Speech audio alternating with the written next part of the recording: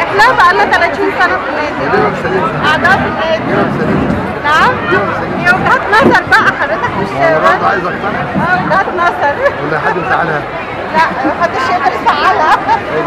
هي في النادي بتاعها هي في بيتها. لا اللي عايز يقدر يزعلك يقدر يزعلك. ان شاء الله الايام جايه ان شاء الله.